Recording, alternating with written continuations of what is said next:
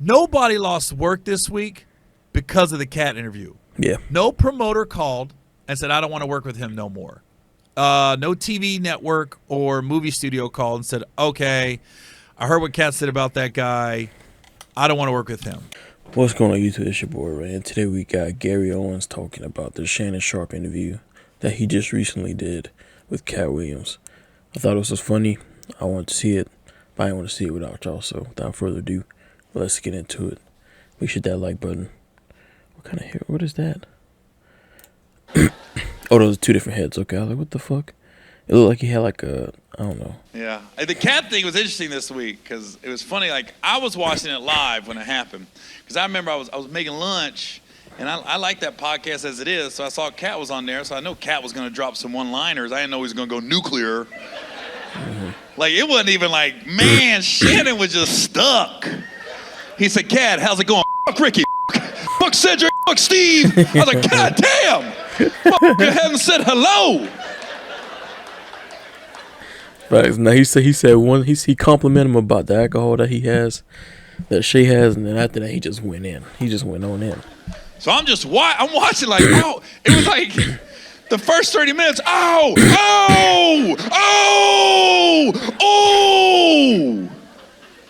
So now I'm getting my shit out of the microwave. I remember I was in the fridge and I heard my name and Gary Owen. What the hell? So I didn't hear it. But I didn't want to stop the podcast. I didn't want to rewind it. I like it live. So I got on Twitter. I was like, hey, what the hell Katt say about me?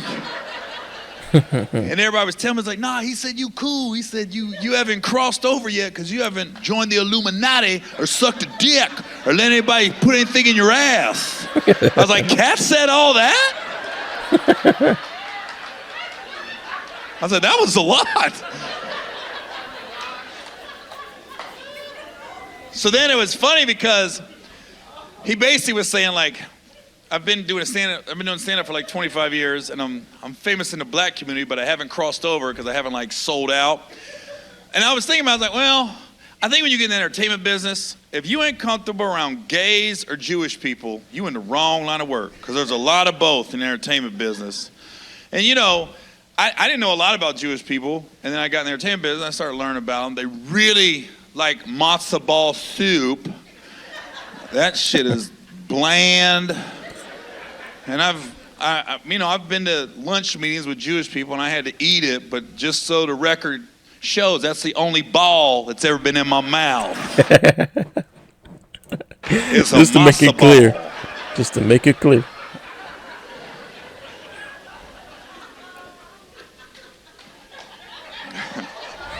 I did get hit on one time by a Hollywood exec, and I'm not going to say the name. Everybody's like, you got to name him. You're part of the problem. I go, no, you got to realize this dude didn't touch me. This dude didn't promise me any work if I didn't do anything. The motherfucker just hit on me. That's not illegal. You allowed to hit on motherfuckers. Everybody in here with the boyfriend, girlfriend, husband, wife, somebody hit on somebody. You didn't motherfucker just like arrange marriage. We're together. No. Motherfucker had to make a move. This motherfucker just made a move in his office. But he was very subtle how he did it. Because I'm in there talking to him, and I knew he was a little sweet already. You could tell when the motherfucker's sweet. So I was sitting there, and he's asking all these questions, like, what is my goals? What do I want to do in this business? What do I see myself at? And I'm new to the game, kind of, I'm talking. And then out of left field, he goes, how much you make a year, Gary? How much you make a year? And keep in mind, I'm making a number up. I don't know what I told him, but it was something low. I was like $50,000 a year. He goes, psst. He goes, I can make you millions in a year. I was like, do it. Do it. And then the motherfucker's like, how hard you want to work? I said, I'm a hard. Wait a minute. Hold on, nah. He's setting himself up for that one. And then the motherfucker's like, how hard you want to work? I said, I'm a hard worker. I work hard. And then he was like, you work hard? I went, wait a minute. You literally just threw yourself into that. Wait a minute. Because when he said you work hard, he shifted in the chair. He was like, you work hard? I was like.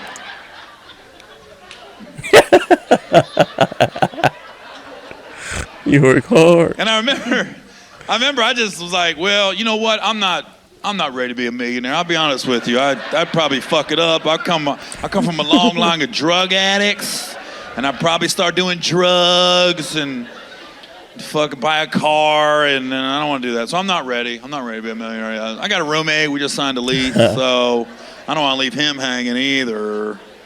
Now in this video, he's talking about how Katt Williams is keeping him in the algorithm.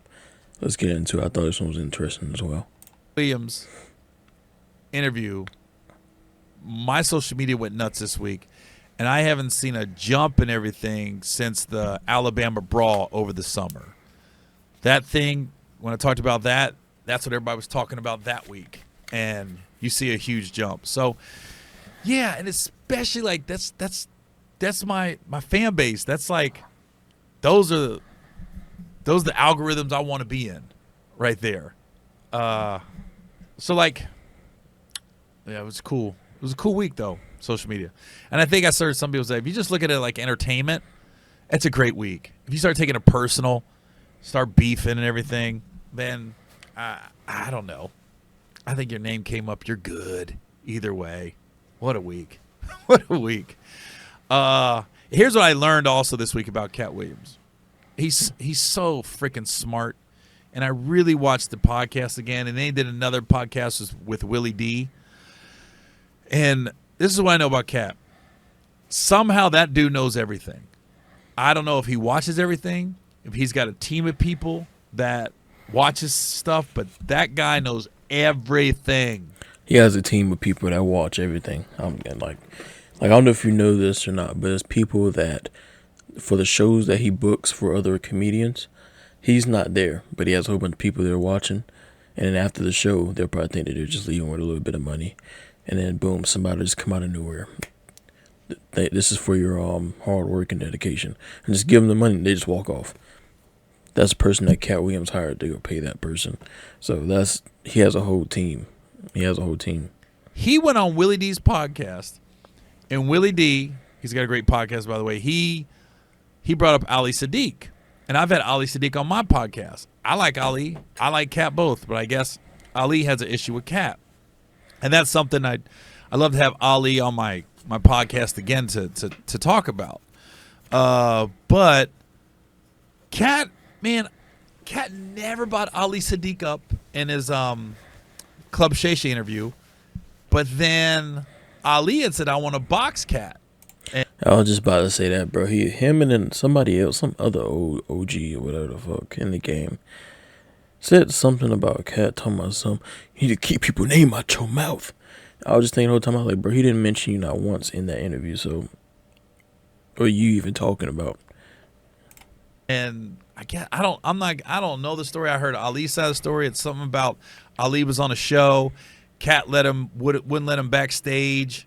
Ali felt disrespected and slighted, and Ali's been vocal about that on different platforms over the last couple years.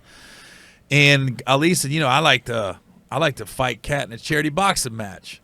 And keep in mind, Katt never brought Ali up in Club Shay Shay. Willie D brings Ali up, and Katt goes, yeah, I would fight him in a celebrity boxing match, but only one of us is a celebrity. And I was like, how did Katt know Ali said that? The only way Katt knows Ali said that if Katt's on the internet looking up stuff like we are on his phone, on his laptop, see what they're saying about him, or he's got people coming at him telling him stuff. Yeah. I'm like, whoa, you don't get nothing by that guy. I was like, damn, does this dude know everything? He knows. There's no doubt he's watching my podcast, or somebody isn't getting back to him. That's what made me laugh this week was when people were telling me to sit out. Man, you gotta sit this out. I see you milking this Katt train. I go, I know, yeah, of course, but I'm also, this is what I do every week. I cut up clips from my podcast and I post it. People were actually watching my podcast and they were taking clips out and posting them before I was of something I was going to talk about. I go, oh, I was going to clip up the Steve Harvey show bit, and man, like Hollywood Unlocked, TMZ, they got a hold of it before I could release. I ain't gonna lie, if you're somebody that wants to be a media reporter or anything, not me, I just react to anything I want to, but I've been dibbling and dabbling in the Katt Williams scene. But if you want to be a media reporter on what's going on and what's trending, and you're too afraid to milk the fuck out of this Katt Williams situation, what are you doing? You're doing it wrong. You know what I'm saying? I know that there's a million other things too out there to talk about, but if you don't want to hop on a trend simply because everybody else is on it and you feel like you're just following the crowd, that's literally what your job is. You know what I'm saying? I'm not throwing no shade at that, but nothing wrong with that. The only thing that somebody can say is, oh, you're milking this, you're hopping on the train. So fucking what? Who cares? Mind your business. If you don't want to watch it, you don't got to watch it, you know? That's all y'all got to tell them. But, yeah, like I said, this is one of the most easiest ways to blow up, kind of, you know? If you want to go for that type of crowd right there, I'm not going for it. I react to what I think is appealing to me and what I think other people want to see. So, yeah, this is one of them. Release it. I was like, oh, they're releasing my stuff before I am. And here's the thing, what I want people to know. Nobody lost work this week because of the Katt interview. Yeah. No promoter called and said, I don't want to work with him no more. No TV network or movie studio called and said, okay, I heard what Katt said about that guy. I don't want to work with him. And I guarantee you no promoter or venue said, we don't want to work with Katt. Katt's tickets went through the roof. So everybody won. Everybody won in this. I think if we look at it. And plus, he made a lot more people. He made a lot more people that wouldn't have been relevant right now relevant. You know what I'm saying? Like Cedric, he hasn't been that relevant lately. Who else, bro? A whole bunch of people. Wendy. Who else did he talk about? Just anybody else that he talked about, he made them relevant again. Like that, that's a good thing. I don't know how more people don't.